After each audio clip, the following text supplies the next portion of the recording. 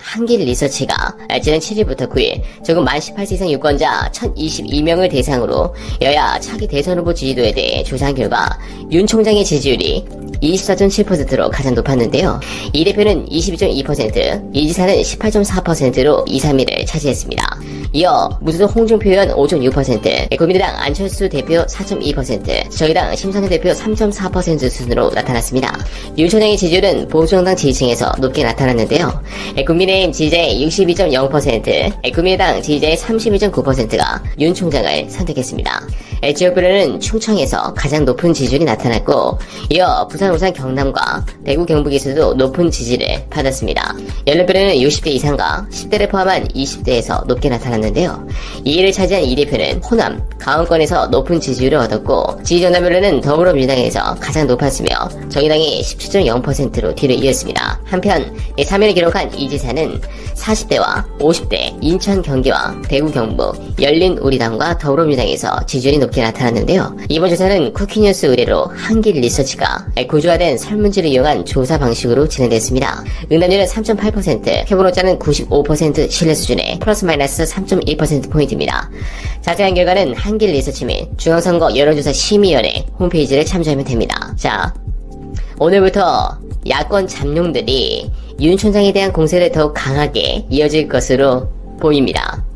심지어 지도부에서 손절하는 모습인데, 윤 총장이 이렇게 유력 야권 후보로 계속 나갈 수 있을지 의문입니다. 지금은 짜장면 먹을 때가 아니라는 것인데요. 반기문만 봐도 그렇습니다. 지지율도 높았고 인기도 나쁘지 않았지만 정치권에 들어와 몇 가지 웃음만 선사하고 한 달을 채우지 못하고 낙마했습니다. 그 모습이 연상이 됩니다. 쉽지 않을 텐데요. 저는 이 소식은 오히려 야권 분열을 일으킬 수 있어 좋은 소식이라 생각하지만, 우려하는 부분은 바로 윤석열이 총장 자리에 있으면서 계속 무엇인가 한다는 점입니다. 어제 여러 보도가 있었죠. 이무정 부장검사가 지난달부터 한 전 총리 사건 관련 재판 기록 검토에 들어갔다는 부분인데요. 즉 사실상 감찰을 시작한 것인데 문제가 있습니다. 감찰에 착수하고도 관련인 소환 등 본격 조사가 아닌 기본적인 자료 검토에 머문 말 그대로 제대로 감찰이 안 되는 부분인데요. 이유는 감찰 정책 및 감찰부장이 지시하는 사안에 관한 업무로 업무 범위가 제한된 연구관 신분이기 때문입니다. 어라? 왜? 이렇게 생각하실 수 있는데요. 현재 이무정 검사가 감찰에 관한 조사에 돌입하려면 직무대리 발령을 받아야 가능한데, 이 부분을 윤 총장이 반려한 것으로 알려졌습니다.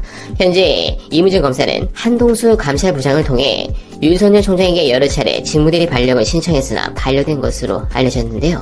그 이유에 대한 정당한 사유는 전혀 알려지지 않았지만 사실상 발령을 하지 않겠다는 것으로 생각할 수 있습니다. 이런 부분은 차후 이무정 검사를 직무대리로 발령하는 과정에서 검찰 내부 갈등이 중앙지검과 대검의 싸움이 아닌 대검과 대검의 싸움으로 확전될 수 있다는 생각이 드는데요. 솔직히 한 전 총리 정치자금 수사 사건은 말 그대로 공작이었던 부분이 사실이었고, 당시 한명숙 총리는 야권의 1번 주자였습니다. 그런 부분에서 이미 한동수 감찰부장이 윤석열 총장을 공개 비판한 적이 있어서 생각보다 이 건은 크게 확전될 가능성이 보입니다. 당연히 그래야죠. 있을 수 없는 일을 자행한 책임을 지는 것은 정당합니다. 그러나 이무정 검사께서 요즘 슬슬 언론에서 보도를 할 것이라 봤는데 이런 소식으로 나오게 된 부분이 정말 마음이 아픕니다. 역시 춘장 꼼꼼합니다.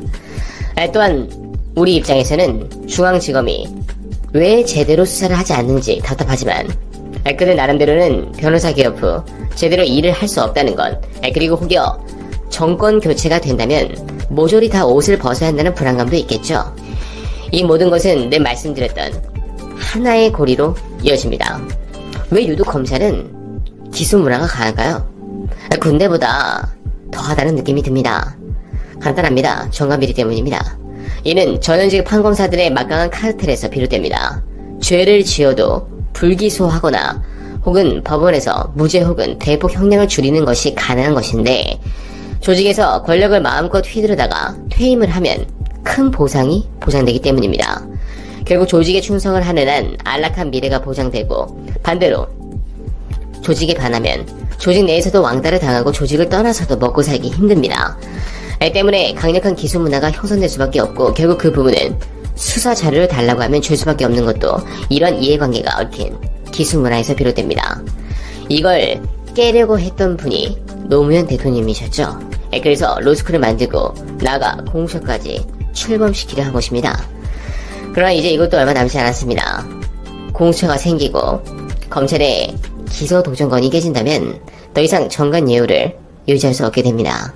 그 말은 곧 범죄자들 입장에선 자신의 기소를 방어할 수 없다면, 또는 본인이 조직을 위해 희생할 이유가 없다면 그 완벽해 보였던 기수문화가 깨지게 되는 것입니다.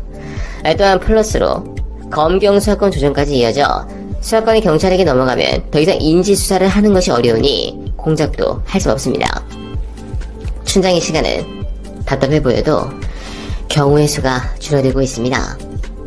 여러분, 반집을 이겨도 승리는 승리입니다.